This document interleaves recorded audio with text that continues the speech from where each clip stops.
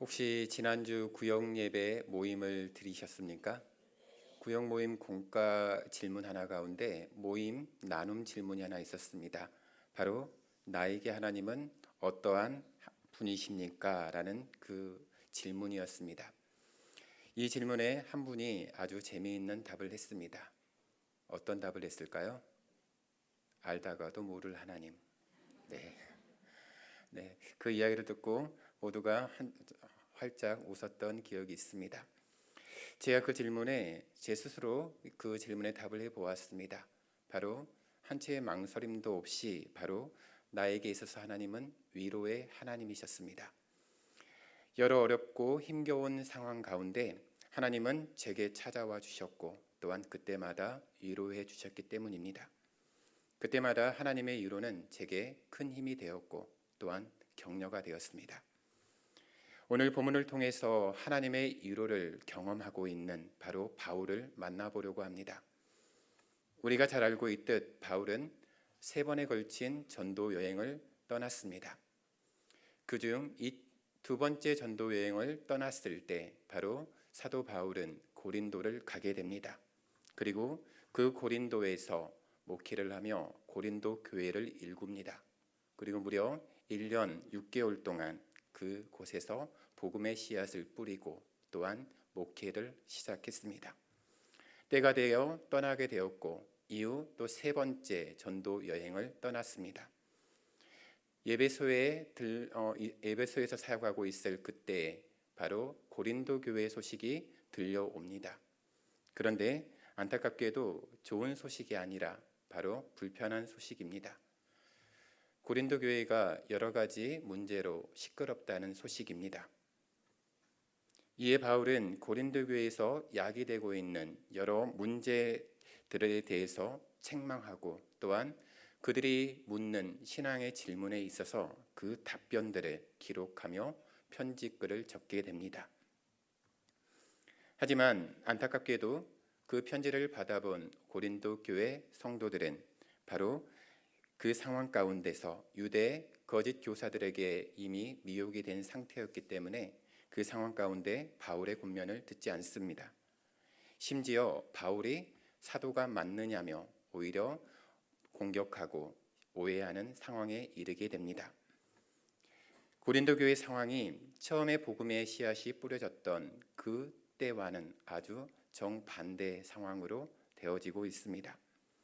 이 문제를 해결하기 위해서 바울은 이제 가지고 있는 전도 여행의 일정을 변경합니다. 그래서 에베소에서 고린도로 직접 향하게 됩니다.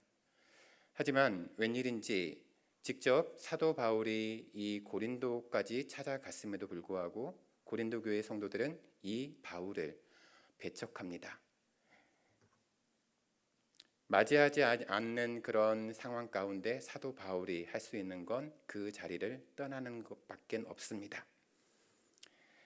이때 바울이 얼마나 상심했을지는 우리가 미루어 짐작해 볼 수 있습니다. 적은 시간도 아니고 1년 6개월 동안 하나님의 말씀으로 양육했고 또한 그들을 향한 목회를 했던 곳입니다. 하지만 어느 순간 그들의 믿음이 돌변했습니다. 그리고 심지어 자기들에게 복음을 전해주었던 이 사도 바울을 배척하며 쫓아내는 상황에까지 이른 것입니다. 사람으로서 이런 상황을 겪게 되었을 때 그 상심함의 깊이는 너무나 깊고 크다고 할 수 있겠습니다.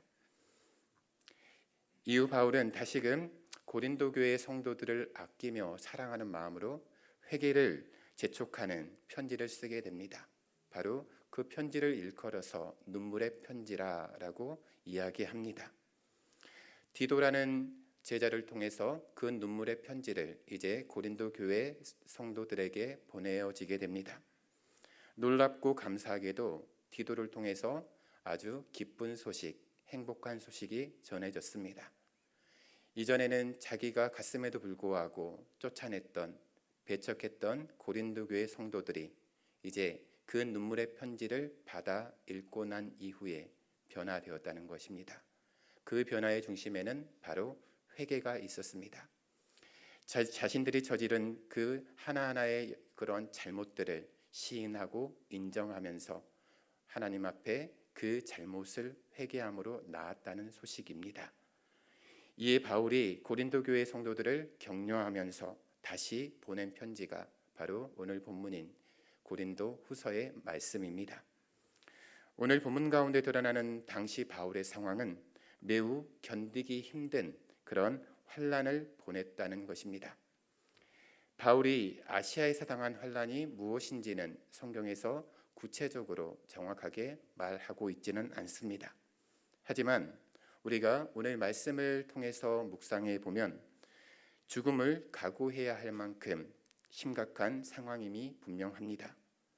그런데 바로 그 순간 바울은 원망하거나 또한 자신의 처지를 비관하거나 그리고 자기를 힘들게 했던 은혜를 모르는 그런 고린도 교회 성도들을 향한 그런 비난을 하기에 앞서서 바로 그런 마음은 단 하나도 없이 오직 하나님을 찬양하고 있습니다.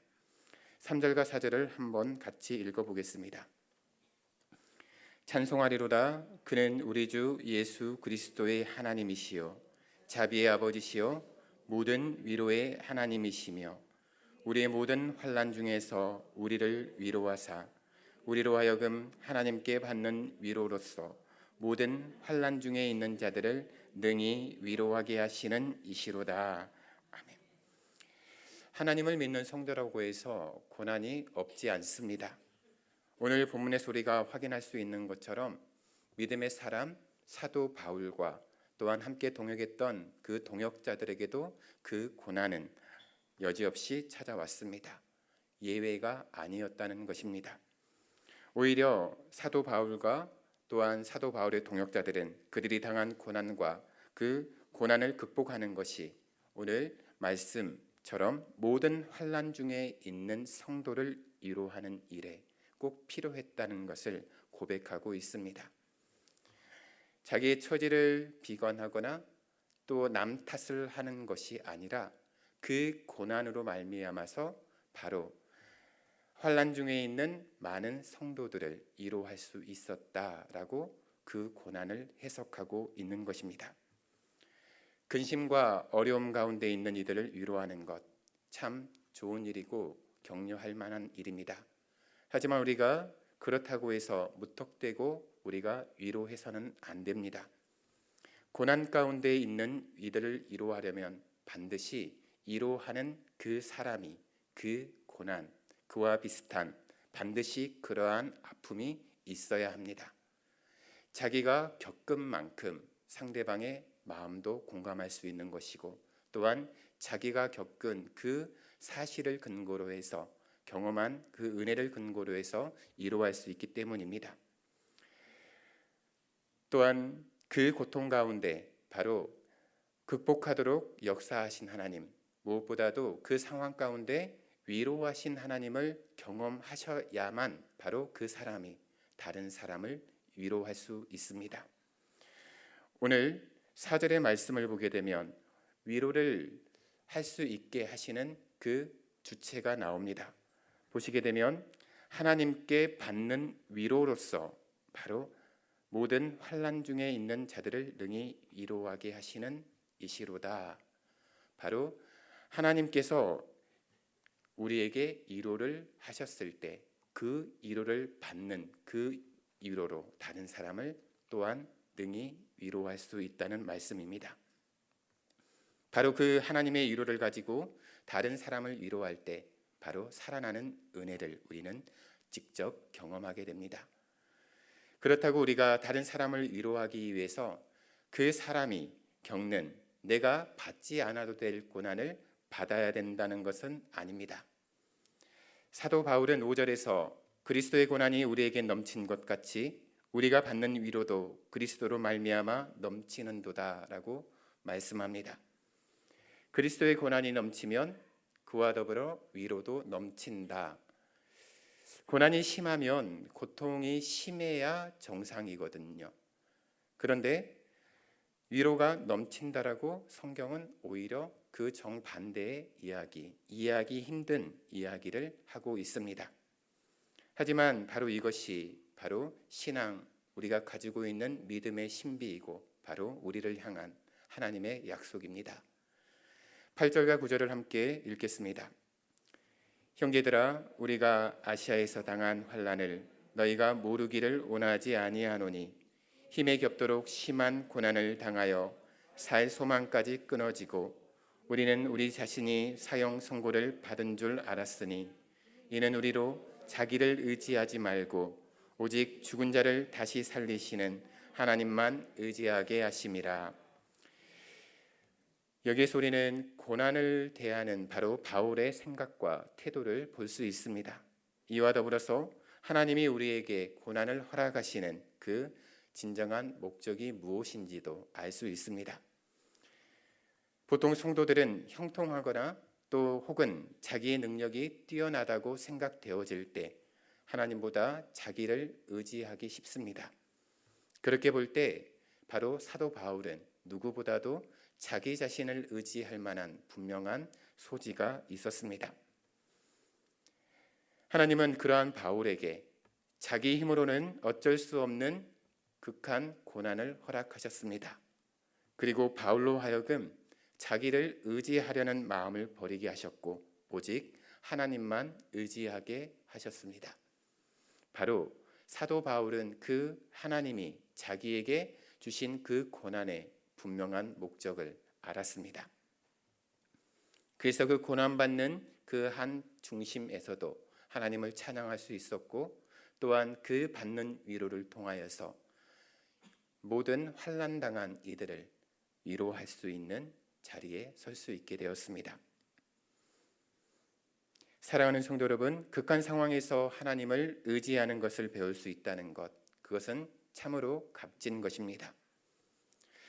혹시 고난 가운데 다른 사람이 알 수 없는 고통으로 눈물로 밤을 지새우시는 분들이 계십니까?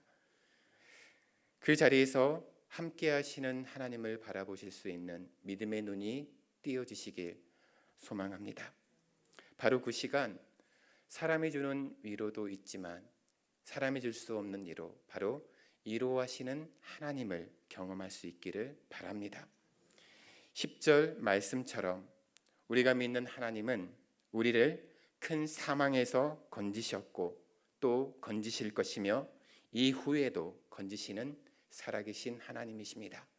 그게 바로 우리가 믿고 예배하는 바로 위로의 하나님이십니다. 바로 그 하나님께서 우리를 위로하사 바로 또 다른 이들을 우리를 통하여서 위로하게 하시는 하나님이심을 믿습니다.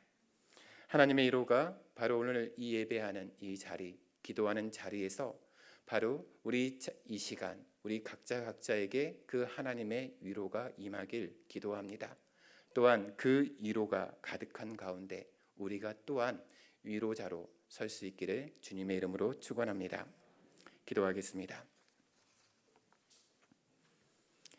살아계신 하나님, 우리에게 주어진 삶의 자리에서 때로는 우리가 감당하기 힘들 만큼 어려운 일들이 있습니다. 하지만 그때 우리가 하나님을 바라볼 수 있는 믿음의 눈을 갖게 하여 주옵소서. 사도 바울이 그러했던 것처럼 우리에게 찾아오는 고난을 통하여서 하나님이 무엇을 원하시는지, 무엇을 깨닫게 하시는지를 우리가 잘 알고 또한 그 자리에서 우리를 위로하시는 하나님을 경험하게 하여 주옵소서.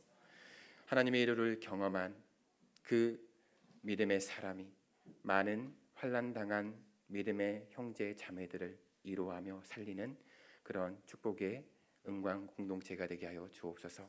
살아계신 예수 그리스도 이름으로 기도합니다.